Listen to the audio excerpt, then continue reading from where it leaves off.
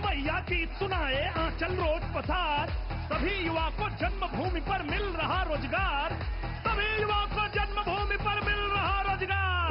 रफ्तार पकड़ ली हले है बिहार, रफ्तार पकड़ चुका है बिहार, भैया फिर से एनडीए सरकार।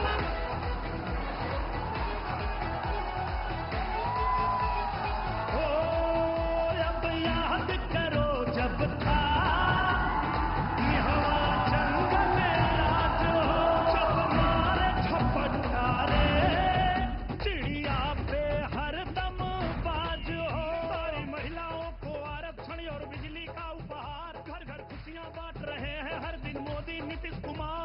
खेतों में हरियाली झूमे चारों बहार। रफ्तार पकड़ ली हले बिहार, रफ्तार पकड़ चुका है बिहार, भैया नई पीढ़ी। जी हमारे माननीय प्रधानमंत्री जी मंच पर विराज चुके हैं। अब मैं अपने प्रदेश के माननीय अध्यक्ष डॉक्टर दिलीप जायसवाल जी से आग्रह करूंगी कि वो हमारे प्रधानमंत्री जी का स्वागत करें और करतल ध्वनियों के साथ आप इस क्षण का सम्मान करिए।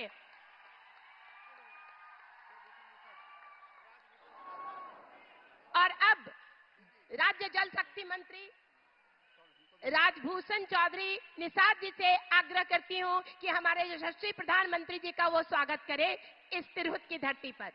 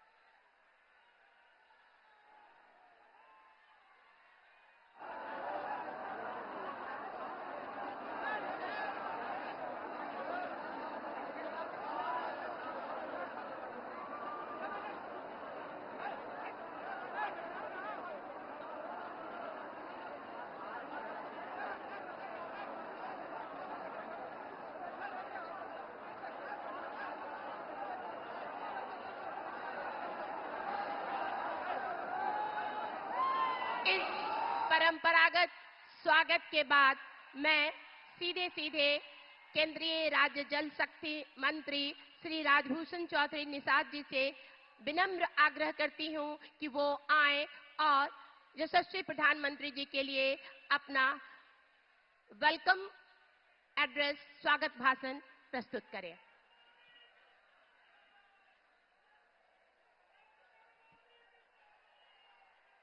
भारत माता की, भारत माता की। आज इस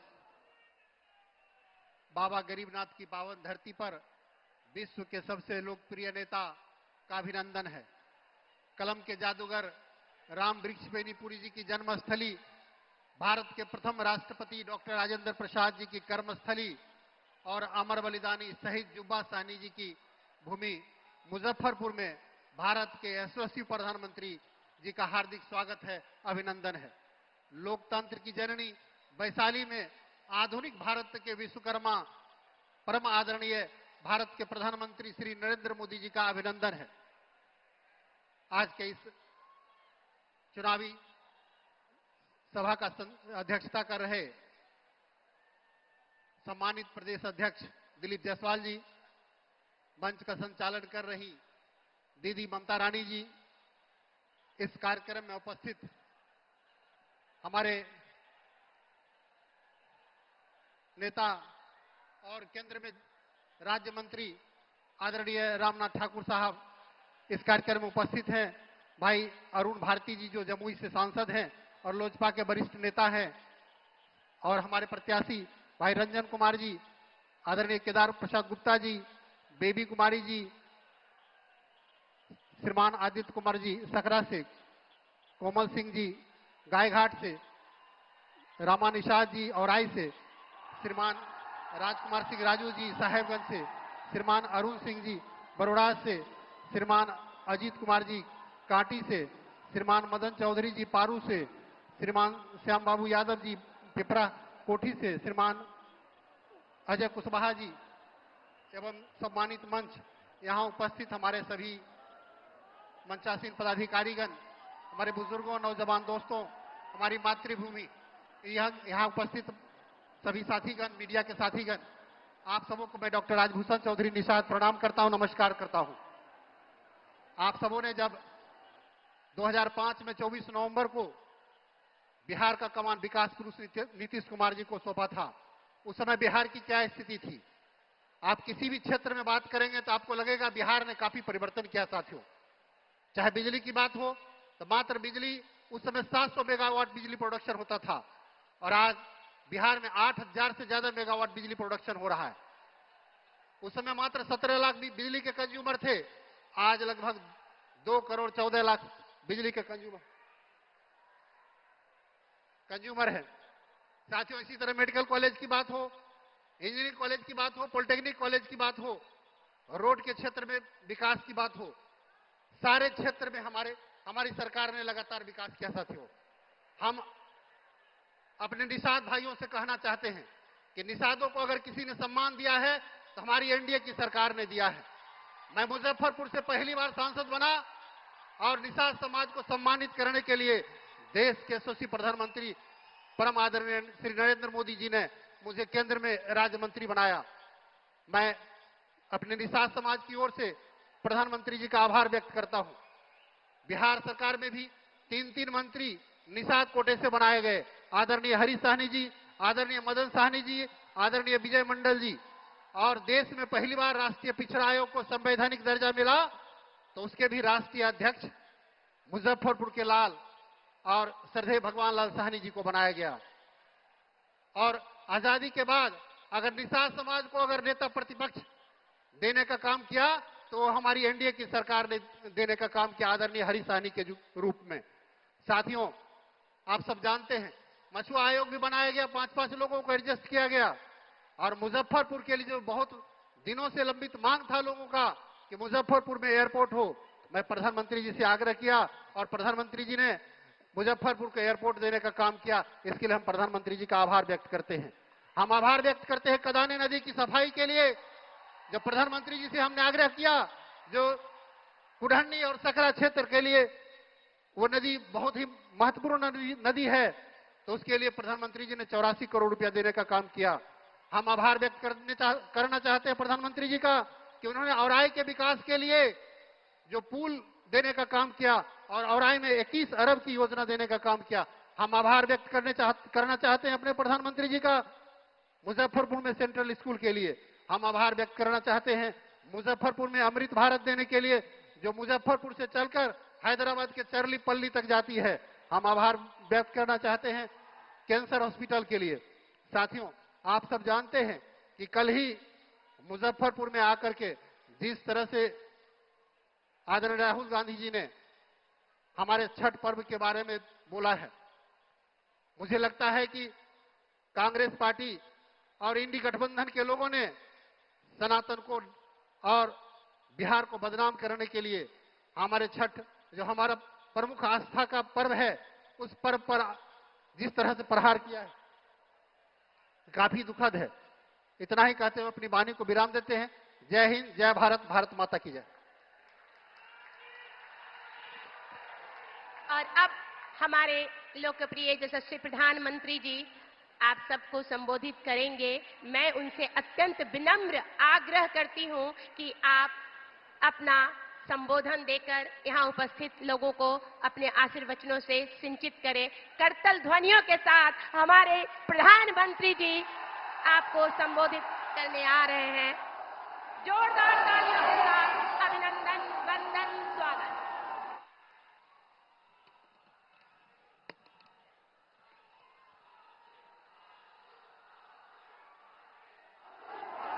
भारत माता की, भारत माता की। महान स्वतंत्रता सेनानी खुदीराम बोस जुब्बा साहनी के ई वीर भूमि अपने सबके अभिनंदन करे थी। साथियों, मुजफ्फरपुर आता हूं तो सबसे पहले यहां की मिठास ध्यान खींच लेती है। यहां की लीची जितनी मीठी होती है उतनी ही मीठी आपकी बोली भी।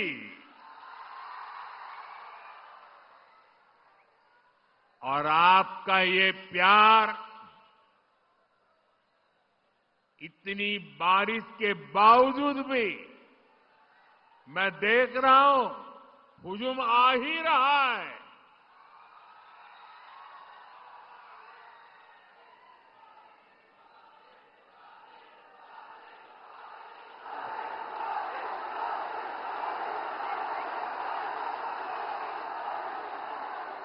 बिहार के मेरे भाई बहनों, बिहार के मेरे मालिकों, मैं आपका बहुत बड़ा कर्जदार हूं। और यहां तो इतनी बड़ी संख्या में युवा आए हैं।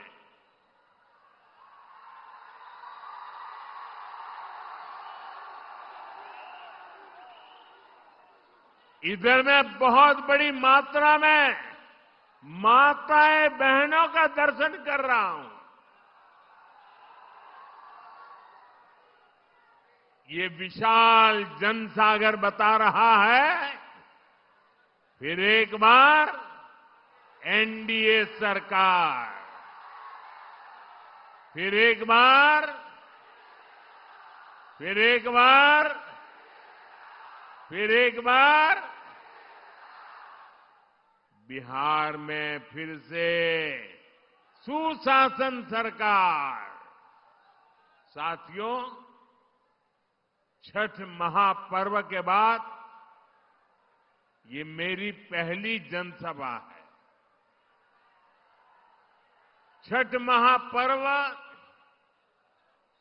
बिहार और देश का गौरव है। देश और दुनिया में छठ महापर्व मनाया जाता है। हम छठ के गीत सुनते हैं तो भाव विभोर हो उठते हैं।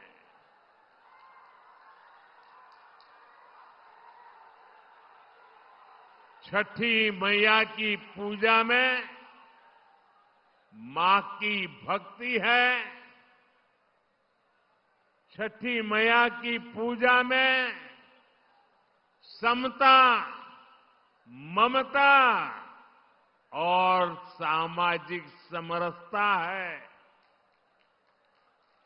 छठी मैया की पूजा ये हमारी साझी विरासत का उत्सव भी है।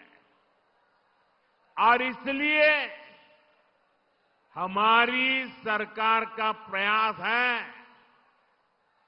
कि दुनिया भी, ये जरा सुनना, दुनिया भी इन मूल्यों से सीखे। साथियों, हम छठ महापर्व को मानवता के महापर्व के रूप में दुनिया की एक बहुत बड़ी संस्था है। दुनिया के सारे देश उसके साथ जुड़े हुए हैं। उस संस्था का नाम है यूनेस्को। हम लोग कोशिश कर रहे हैं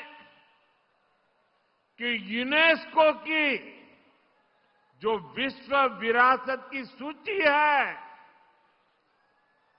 पूरी दुनिया की ये महत्वपूर्ण संस्था यूनेस्को, और उसमें जो विश्व विरासत की सूची बनती है, बड़ी जांच पड़ताल के बाद बनती है, लंबी प्रक्रिया के बाद बनती है। हमारी सरकार लगातार कोशिश कर रही है कि हमारे इस छठ महापर्व को भी यूनेस्को की उस सूची में नाम दर्ज हो जाए।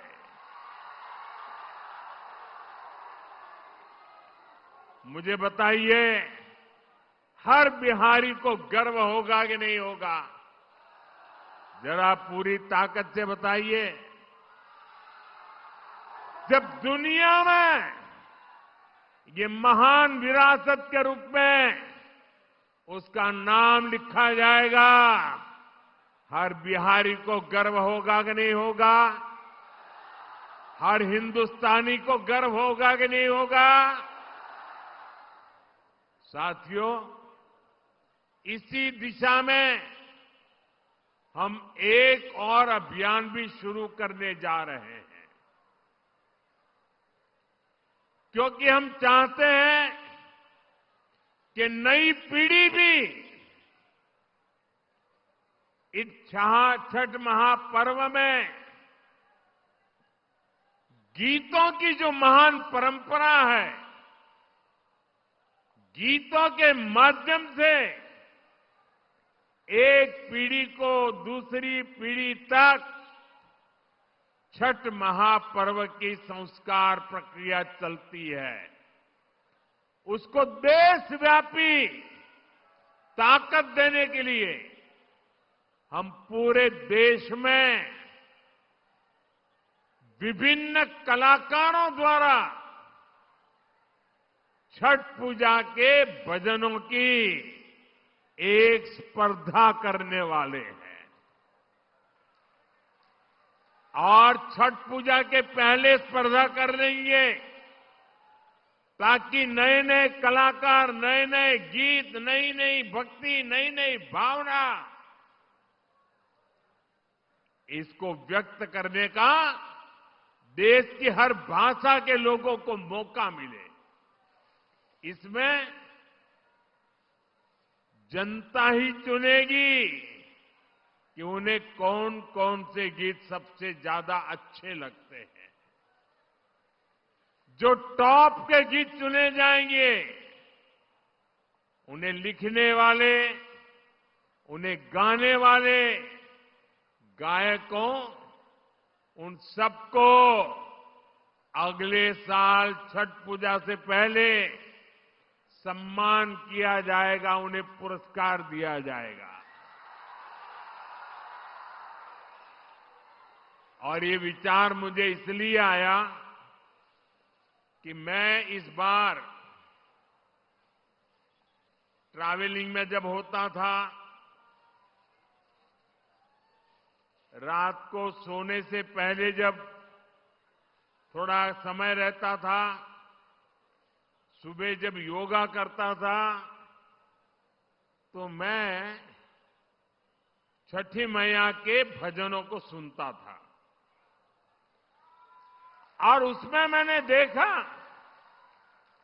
कि एक विदेशी महिला इतने बढ़िया तरीके से छठी मैया के गीत गा रही। मैंने एक नागालैंड की बेटी को देखा,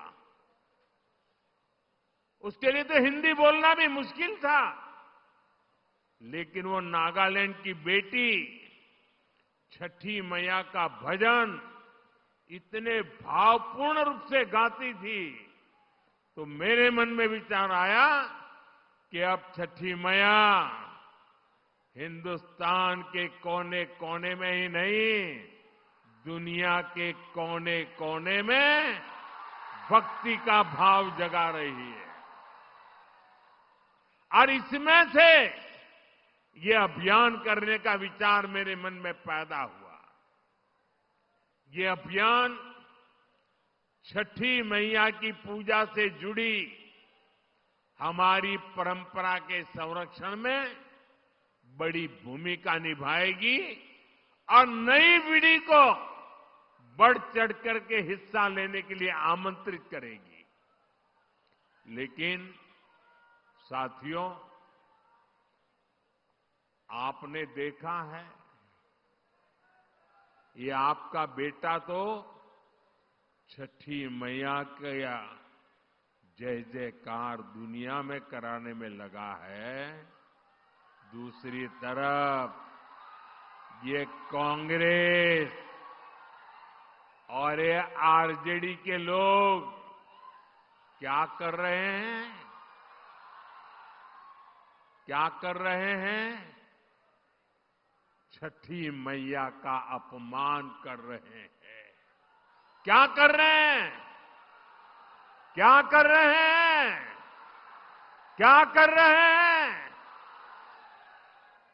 आप मुझे बताइए, क्या कोई कभी चुनाव में वोट पाने के लिए छठी मैया का अपमान कर सकता है क्या? क्या ऐसा अपमान बिहार सहन करेगा क्या? क्या ऐसा अपमान हिंदुस्तान सहन करेगा क्या? क्या मेरी माताएं जो निर्जला उपवास करती है, क्या वो सहन करेगी क्या? आरजेडी कांग्रेस के लिए कैसी बेशर्मी से बोल रहे हैं। उनके लिए तो छठी मैया की पूजा एक ड्रामा है, नौटंकी है। आप उनकी बातों से सहमत है क्या? ऐसे लोगों को सजा दोगे कि नहीं दोगे? जो माताएं बहनें निर्जला इतना लंबा व्रत रखती है, जो गंगा जी में खड़ी होकर सूर्य देव को अर्घ्य देती है, वो आरजेडी कांग्रेस की नजर में वो तो ड्रामा करती है। क्या बिहार की माताएं बहनें, सारी माताएं बहनें मुझे जवाब दीजिए, क्या बिहार की माताएं बहनें छठी मैया का ये अपमान बर्दाश्त करेगी क्या? साथियों, ये हर उस व्यक्ति का अपमान है जो छठी मैया में श्रद्धा रखता है। और मैं जानता हूं, छठ पूजा के इस अपमान को बिहार चुनाव नहीं, आने वाले सैकड़ों साल तक भूलने वाला नहीं है। मैं छठी मैया की भक्ति को समझता हूं और इसलिए कहता हूं, सैकड़ों साल तक इस अपमान को छठी मैया की पूजा करने वाला कोई नहीं भूलेगा। साथियों,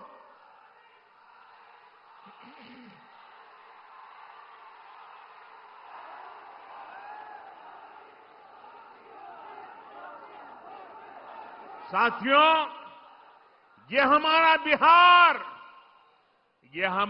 बिहार तो स्वाभिमान की धरती है। जिन लोगों ने छठ पूजा को गाली देने का काम किया है, बिहार ऐसे लोगों को कभी माफ नहीं करेगा। साथियों, बिहार का गौरव और बढ़ाना, बिहार की मीठी बोली, बिहार की संस्कृति, इसे दुनिया के कोने कोने में ले जाना, बिहार का विकास करना,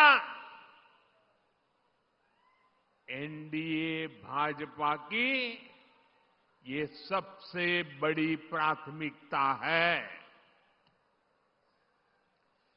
जब भारत समृद्ध था, आर्थिक रूप से,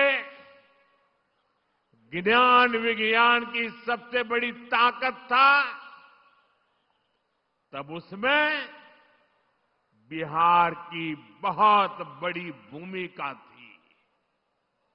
इसलिए आज विकसित भारत बनाने के लिए भी बिहार का विकसित होना बहुत जरूरी है। साथियों, आरजेडी कांग्रेस कभी भी बिहार को विकसित नहीं बना सकते। इन पार्टियों ने बरसों तक बिहार पर एक छत्र राज किया, लेकिन इन्होंने आपको सिर्फ विश्वासघात दिया है। आरजेडी और कांग्रेस वालों की पहचान 5 चीजों से है। अगर मेरी बात सच लगे तो मुझे आपका अनुमोदन चाहिए, मुझे आपका साथ चाहिए। क्या किया है आरजेडी वालों ने, क्या किया है कांग्रेस वालों ने, क्या किया है जंगल राज वालों ने? मैं 5 शब्दों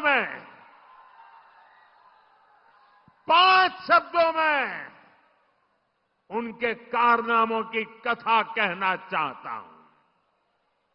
ये 5 शब्द कौन से हैं? कट्टा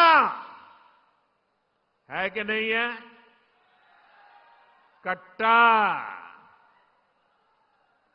क्रूरता है कि नहीं है? कटुता है कि नहीं है? कुशासन है कि नहीं है? करप्शन, मैं दोबारा बोल देता हूं, कट्टा, क्रूरता, कटुता, कुशासन और करप्शन, ये जंगल राज की पहचान है कि नहीं है? आरजेडी की पहचान है कि नहीं है? उनके साथियों की पहचान बन गई है कि नहीं बन गई है?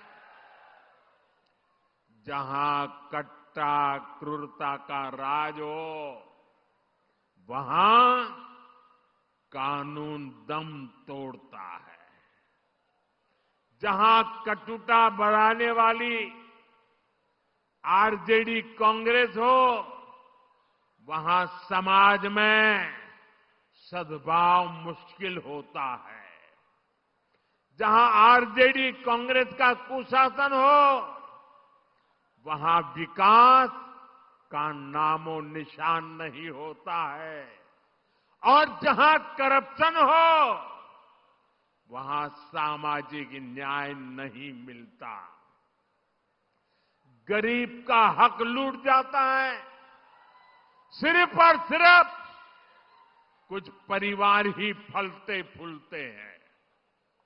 आप मुझे बताइए, ऐसे लोग क्या कभी भी, मैं जरा आपसे सुनना चाहता हूं, क्या ऐसे लोग कभी भी बिहार का भला कर सकते हैं क्या?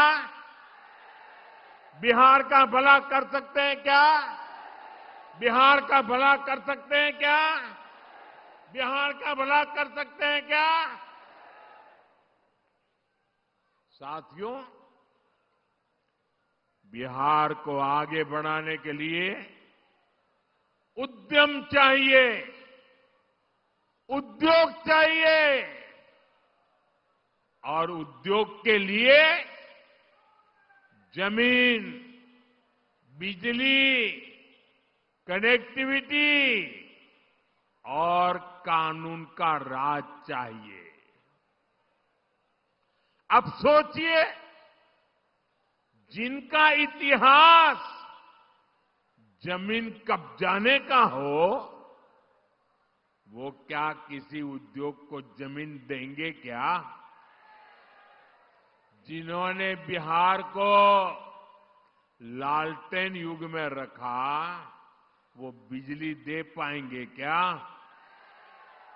जिन्होंने रेल को लूटा, वो बिहार में कनेक्टिविटी बढ़ाएंगे क्या? जिन्होंने भ्रष्टाचार और घोटाले के रिकॉर्ड तोड़ दिए, वो कानून का राज ला सकते हैं क्या? साथियों, बिहार ने भाजपा एनडीए का सुशासन देखा है। आज बिहार में रेल के इंजन बन रहे हैं, डेयरी के बड़े बड़े प्लांट लग रहे हैं, मखाना अब दुनिया भर में जा रहा है, फूड प्रोसेसिंग हो, टेक्सटाइल क्लस्टर्स हो, लेदर पार्क हो, आईटी पार्क हो, ये सब हमारे बिहार की पहचान बन रहे हैं।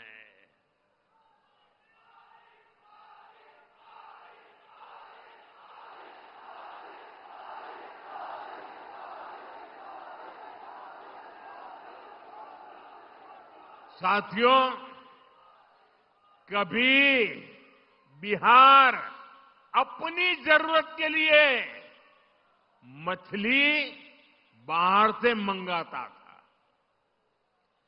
आज बिहार अपनी जरूरतें तो पूरी करता है, लेकिन बिहार के मेरे भाई बहन मछली दूसरे राज्यों को भी भेज रहे हैं, कमाई कर रहे हैं। ये आत्मनिर्भरता का कितना बड़ा उदाहरण बना है।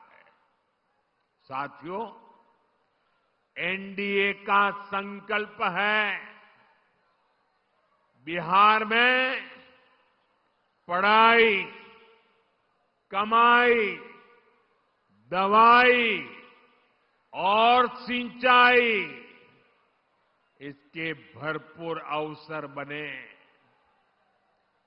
बिहार का बेटा बेटी अब पलायन नहीं करेगा, बिहार में ही काम करेगा, बिहार का ही नाम करेगा।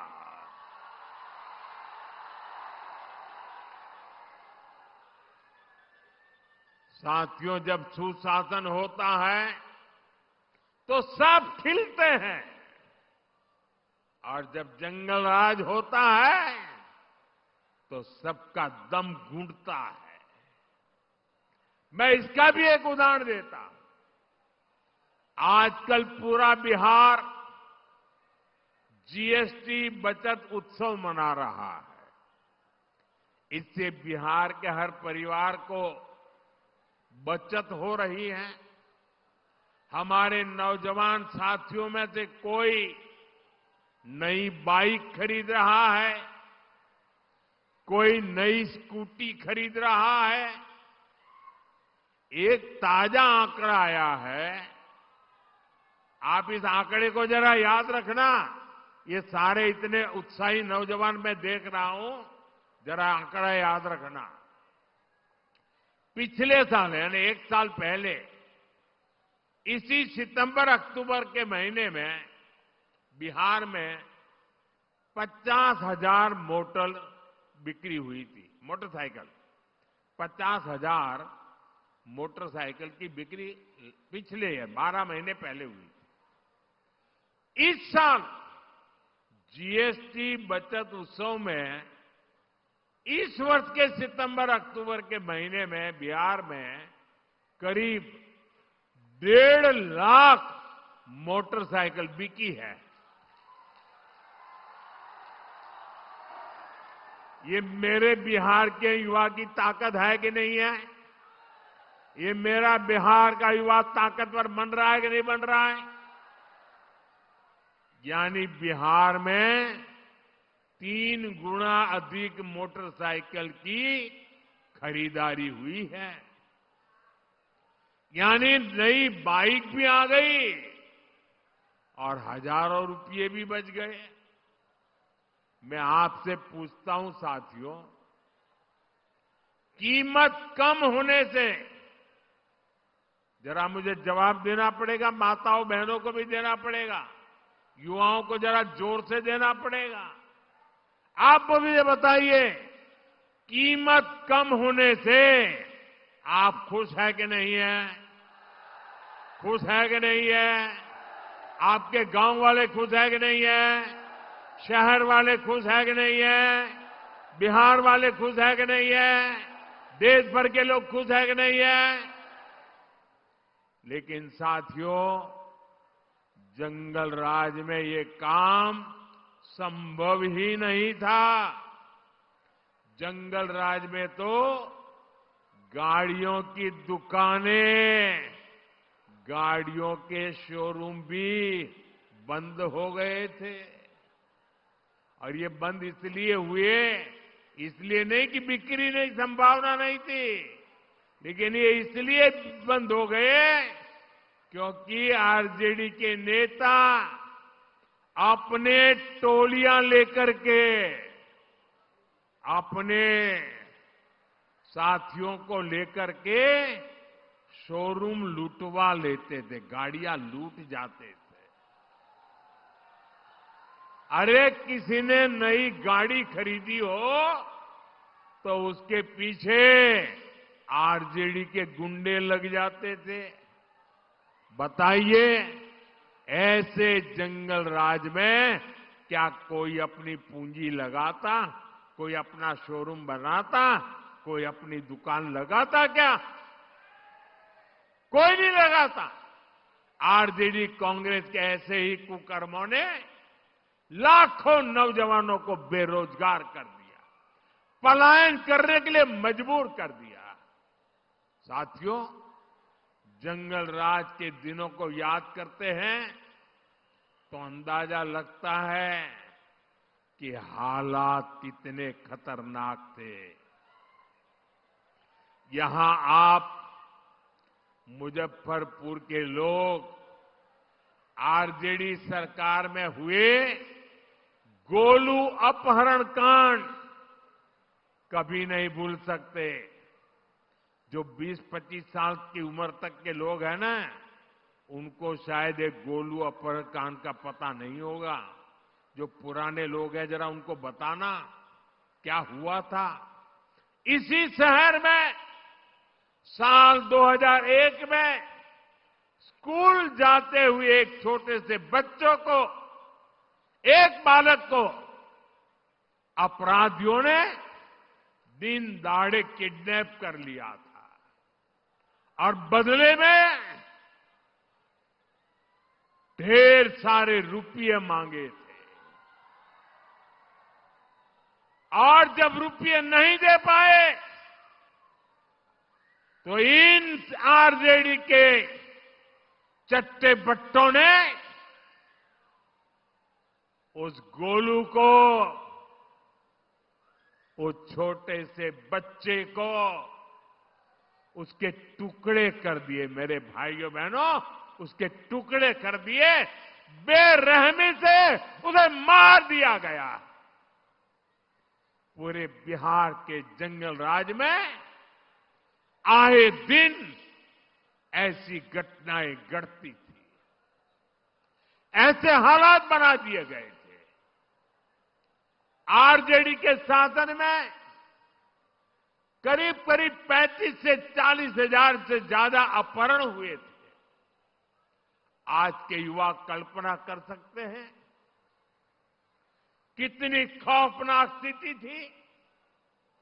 साथियों, रोते बिलखते मां बाप से आरजेडी को न कोई तब फर्क पड़ता था और ना ही आज उन्हें आपके सुख दुख से कोई लेना देना है। आपकी किसी चिंता से उनका लेना देना नहीं है।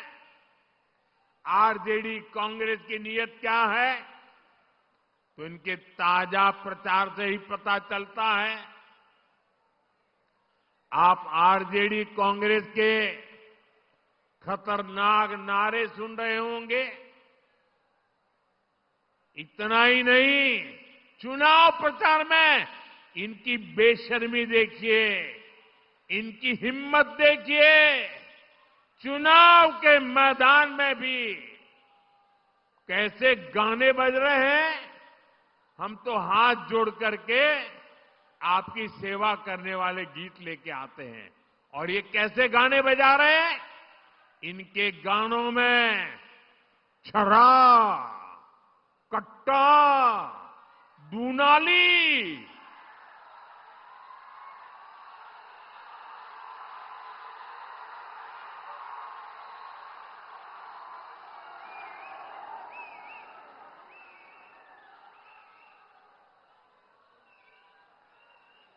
मैं तो सोच नहीं सकता भाई। ये छुरा, कट्टा, दूनाली, इसके गाने और चुनाव के मैदान में। इनका मनसा का ये प्रतिबिंब है, उनकी सोच का प्रतिबिंब है। आरजेडी कांग्रेस वाले बहन बेटियों को उठा ले जाने की धमकियां दे रहे हैं। ये बहन बेटियों को उठाने का खेल चल रहा है, डराया जा रहा है। मेरे नौजवानों मुझे बताइए, क्या आपको ये सब स्वीकार है? क्या ये मंजूर है? क्या बिहार की धरती से इन्हें उखाड़ फेंकना चाहिए कि नहीं उखाड़ फेंकना चाहिए? साथियों, बिहार आत्मनिर्भर भारत अभियान की धुरी बनने जा रहा है। बिहार के हर जिले में कुछ न कुछ ऐसा है जो दुनिया के बाजार में छा सकता है। और साथियों, मेरा सपना है कि दुनिया की हर रसोई में कोई न कोई खाने का ऐसा पैकेट जरूर हो जो मेड इन इंडिया हो, मेड इन बिहार हो। ये काम बिहार का किसान और नौजवान कर सकता है। शाही लीची हो, जर्दालू आम हो, हमारा मगही पान हो, मिथिला मखाना हो, ऐसे अनेक उत्पाद बिहार में पैदा होते हैं। यहां के किसान कतरनी और मरचा चावल उगाते हैं। हमारी सरकार ने इन सभी को जीआई टैग दिया है, यानी दुनिया में इन उत्पादों के साथ अब बिहार का ही नाम आएगा। साथियों, एनडीए की डबल इंजन सरकार बिहार में कृषि आधारित उद्योगों पर, फूड प्रोसेसिंग पर बल दे रही है। इसके लिए भी हमारी सहकारी समितियों को मदद दी जा रही है और हम छोटे किसानों के हितों को भी प्राथमिकता दे रहे हैं।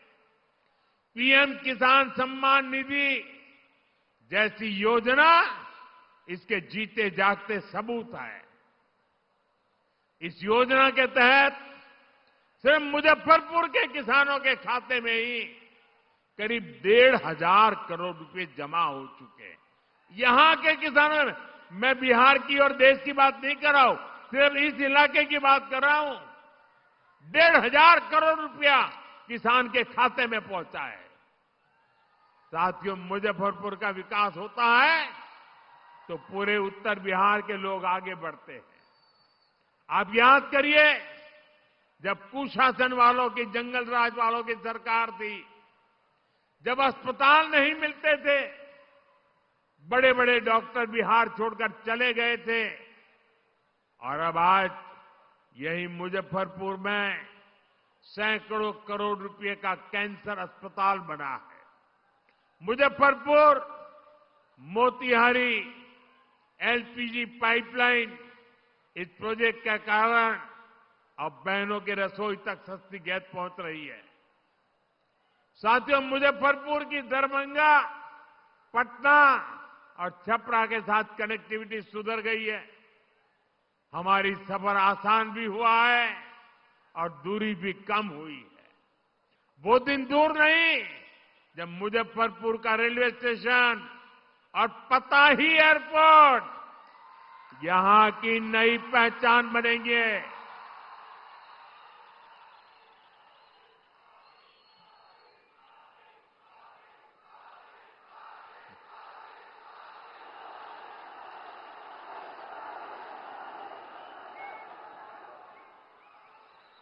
साथियों, ये धरती राजेंद्र बाबू,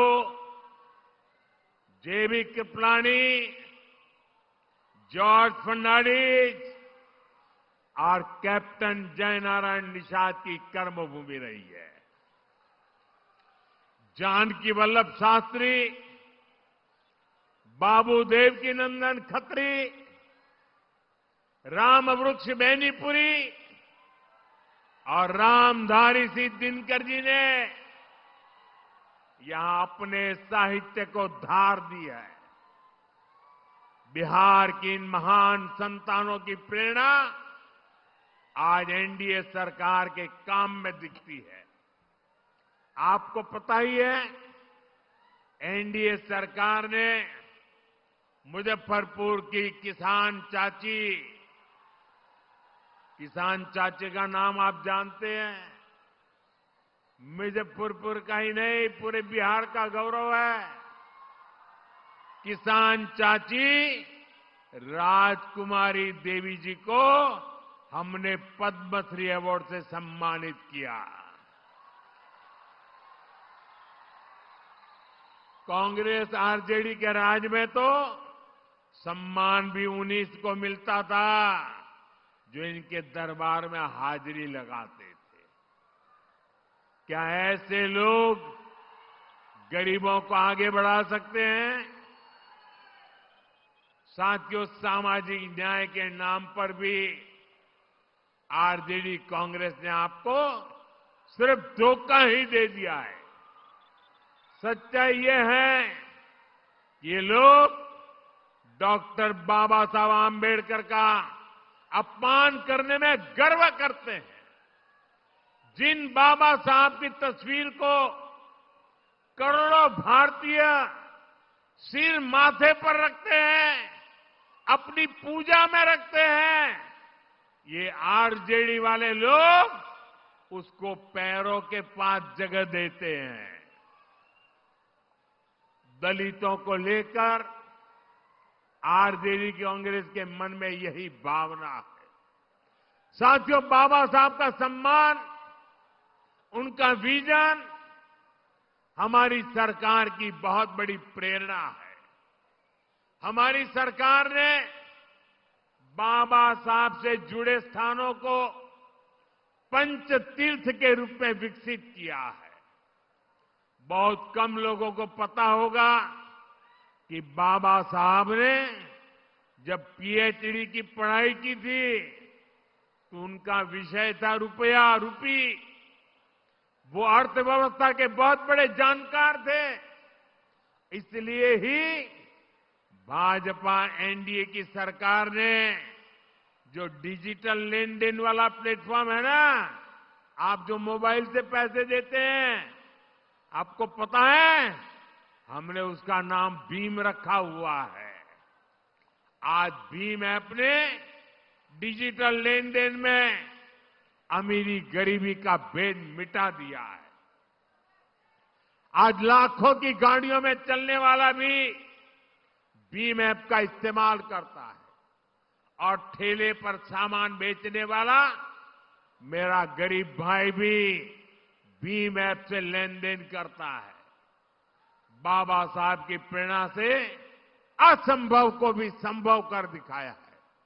साथियों, ये हमारी सरकार ही है जिसने पिछड़ा वर्ग आयोग को संवैधानिक दर्जा दिया। हमने ही मुजफ्फरपुर की संतान डॉक्टर भगवान लाल साहनी को पिछड़ा वर्ग आयोग का अध्यक्ष बनाया। सबको अवसर मिले, सबको सम्मान मिले, यही सच्चा सामाजिक न्याय है और ये भाजपा एनडीए सरकार में ही संभव है। साथियों, बिहार की बहनों बेटियों में अद्भुत हुनर है। मां सरस्वती की आप बहनों बेटियों पर बहुत कृपा है। यहां की शानदार सृजनी कला से गांव गांव में कई सारी बहनें जुड़ी है। लाठी चूड़ियां तो मुजफ्फरपुर की पहचान है। अब ये परंपरा से आगे फैशन में भी आ रही है। आप मुझे बताइए बहनों, आपकी जो एक कला है, ये जो कौशल है, ये पूरी दुनिया तक पहुंचानी चाहिए कि नहीं पहुंचनी चाहिए? आपकी कला दुनिया में जानी चाहिए कि नहीं जानी चाहिए? अरे पूरी ताकत से बताइए, जानी चाहिए कि नहीं जानी चाहिए? अब आप मुझे बताइए, ये काम कौन करेगा? ये काम कौन करेगा? ये काम कौन करेगा? ये काम कौन करेगा? ये काम भाजपा एनडीए को दिया, आपका एक वोट करने वाला है। साथियों, नरेंद्र हो या नीतीश जी, बहनों का सशक्तिकरण हमारी प्राथमिकता रही है। हमने गरीबों को पक्के घर दिए तो रजिस्ट्री बहनों के नाम पर की।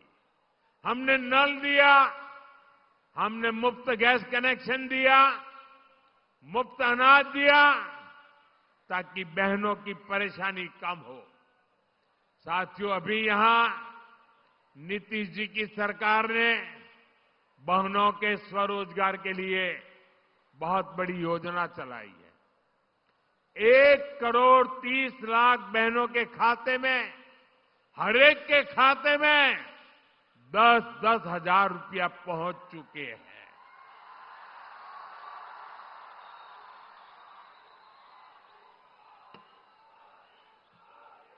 देखिए, सुनते ही बहनों में कितनी चेतना दिख रही है।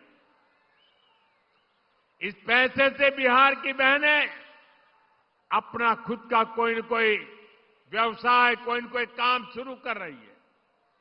और मैं आपको विश्वास दिलाता हूं, हम यहीं पर नहीं रुकेंगे। जब फिर से एनडीए सरकार बनेगी तो इन बहनों को अपना काम बढ़ाने के लिए और अधिक प्रोत्साहन दिया जाएगा। साथियों, बिहार के चुनावी संग्राम में अब 2 युवकों की जोड़ी ने, जो अपने आप को युवराज ही मानते हैं, इन 2 युवराजों ने झूठे वायदों की दुकान खोल दी है। एक भारत के सबसे भ्रष्ट परिवार का युवराज, दूसरा बिहार के सबसे भ्रष्ट परिवार का युवराज। ये दोनों ही हजारों करोड़ के घोटाले में जमानत पर है। और गांव में जो जमानत पे आता है ना, कोई भी उसका सम्मान नहीं करता है। इन दोनों ने कल भर भर के मोदी को गालियां दी है, भर भर के गालियां दी। अभी जो लोग नामदार हैं वो इस कामदार को गालियां तो देंगे ही। कामदार को गाली दिए बिना नामदार का खाना हजम नहीं होता है। दलित को, पिछड़े को गाली देना तो ये नामदार अपना जन्मसिद्ध अधिकार समझते हैं। और इसलिए ही तो ये लोग मुझे 24 घंटे दुत्कारते रहते हैं, नफरत करते हैं, गालियां देते रहते हैं, गंदी गंदी गालियां देते हैं, सिर्फ इसलिए क्योंकि इन्हें बर्दाश्त नहीं होता कि एक पिछड़ा, एक गरीब घर से निकला, एक चाय बेचने वाला व्यक्ति आज यहां पहुंच गया है।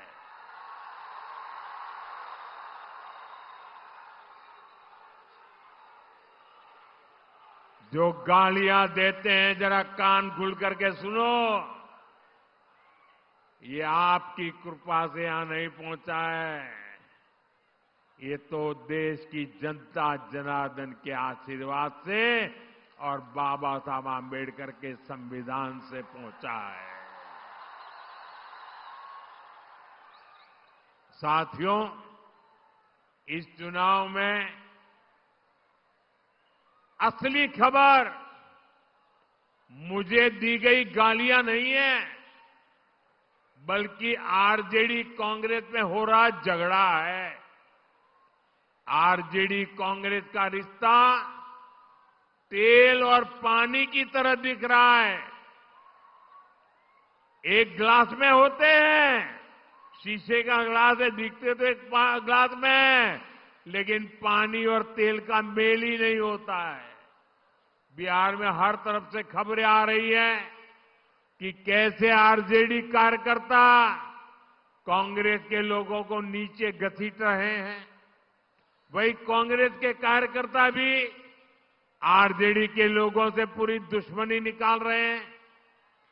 जमानत पर चल रहे इन दोनों युवराजों ने कल ये दिखाने की बड़ी कोशिश की कि उनके बीच कोई मनमुटाव नहीं है, कोई झगड़ा नहीं है, लेकिन इन्हीं लोगों के लिए कहा गया है, ऊपर से तो दिल मिला, भीतर फाके तीन। साथियों, इन्हें जो चीज एक साथ ले आई है वो है सत्ता का लालच। इन्हें किसी भी तरह बिहार की सरकार पर कब्जा करना है ताकि भ्रष्ट परिवार मिलकर फिर से बिहार को लूट सके। मुझे आप बताइए कि आप आरजेडी कांग्रेस को फिर से, मुझे आपका जवाब चाहिए, जनता का जवाब चाहिए। आप मेरे मालिक हैं, आप जो कहेंगे वो मुझे मंजूर होगा। आप मुझे बताइए, ये जमानत पर निकले युवराजों को हम फिर से बिहार लूटने की इजाजत देंगे क्या? बिहार लूटने देंगे क्या? इन लोगों को बिहार लूटने का हक दे देंगे क्या? साथियों, आज हर सर्वे में एक बात खुलकर सामने आ रही है। इस चुनाव में आरजेडी कांग्रेस की अब तक की सबसे बड़ी हार होने जा रही है। सारे सर्वे बता रहे हैं और सारे सर्वे ये भी बता रहे हैं कि इस चुनाव में एनडीए की सबसे बड़ी जीत होने वाली है। और इसी चुनाव में आरजेडी कांग्रेस को अब तक की सबसे कम सीटें मिलने वाली है। ये एक नया इतिहास बिहार के युवा, बिहार की महिला, बिहार का किसान विकास का मछुआरा बना रहा है। और इसी से आरजेडी कांग्रेस वाले बुरी तरह घबरा गए हैं। अपने घोषणा पत्र में ये लोग ऐसी ऐसी बातें बोल रहे हैं कि सिर्फ और सिर्फ झूठ है। ये लोग इतना फेंक रहे हैं कि इनके समर्थकों तक को हजम नहीं हो पा रहा है। मैं देख रहा था बिहार के युवा कैसे सोशल मीडिया पर इन लोगों का मजाक उड़ा रहे हैं। ये आरजेडी कांग्रेस वाले बिहार के लोगों की बौद्धिक क्षमता को कम आंकने का पाप कर रहे हैं। मैं जानता हूं बिहार के लोग आरजेडी कांग्रेस के झांसे में नहीं आएंगे, फिर एक बार एनडीए सरकार बनाएंगे। साथियों, बिहार अब विकास की रफ्तार पकड़ चुका है। यहां इस क्षेत्र में 6 नवंबर को मतदान है। कब है? कब है? जरा जोर से बोलिए, मतदान कब है? मतदान कब है? 6 नवंबर याद रखें।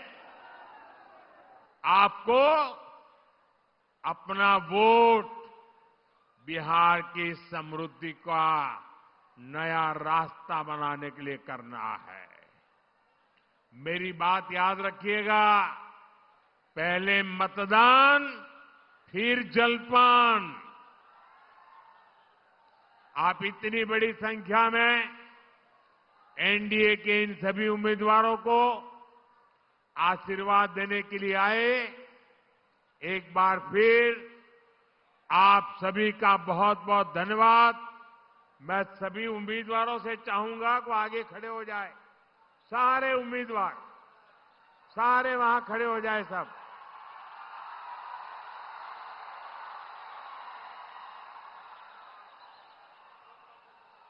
मेरे साथ बोलिए, भारत माता की, भारत माता की, भारत माता की। जरा थोड़ा पीछे खड़े रहेंगे तो अच्छा होगा, थोड़ा, क्योंकि मैं आपको मिलता हुआ जाना चाहता हूं। हाँ, शाबाश। मैं आप सबको मिलकर के शुभकामना देना चाहता हूं। आपके पास आऊंगा। जनता जनार्दन आपको आशीर्वाद देने आई है। यही हमारे मालिक है। बोले भारत माता की, भारत माता की। बहुत बहुत धन्यवाद।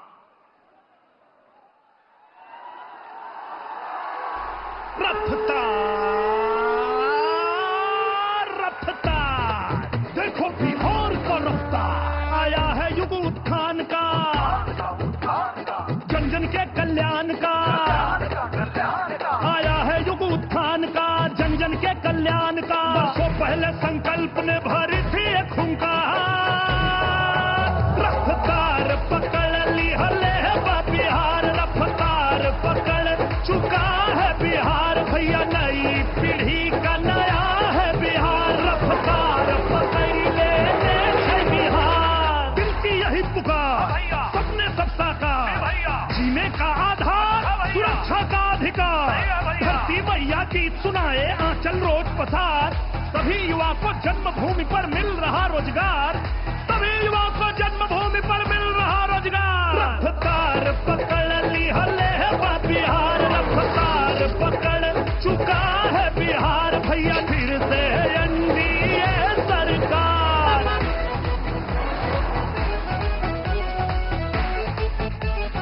ओ अब याद करो जब था कि हवा जंगल राज हो।